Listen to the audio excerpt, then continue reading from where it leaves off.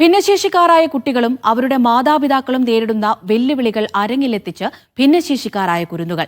Sharjah Indian അസോസിയേഷന്റെ ഓണാഘോഷത്തിലാണ് അൽ ഇബ്തിസാമ സ്കൂളിലെ വിദ്യാർത്ഥികൾ അവതരിപ്പിച്ച തീം ഷോ ശ്രദ്ധ നേടിയത്.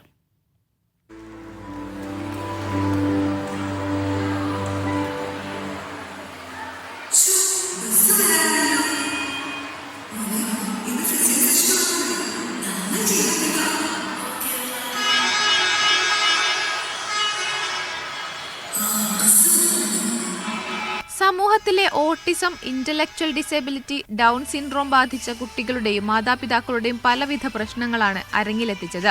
നിറഞ്ഞ സദസ്സിനോട് ചോദ്യങ്ങൾ ചോദിച്ചും വിദ്യാർത്ഥികളും അധ്യാപകരും നാടകരൂപത്തിൽ അഭിനയിച്ചുമാണ് അവതരിപ്പിച്ചത്.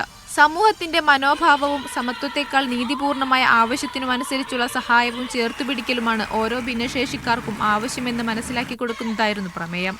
കൂടാതെ സമൂഹത്തിൽ ഭിന്നശേഷിക്കാരോട് മാറേണ്ട സമീപനങ്ങളും ഇൻക്ലൂസീവ് എഡ്യൂക്കേഷന്റെയും ദിനേനയുള്ള ഇന്റൻസീവ് ട്രെയിനിങ്ങുകളുടെയും തെറാപ്പികളുടെയും പ്രാധാന്യവുമൊക്കെ ചർച്ചാ വിഷയമായി.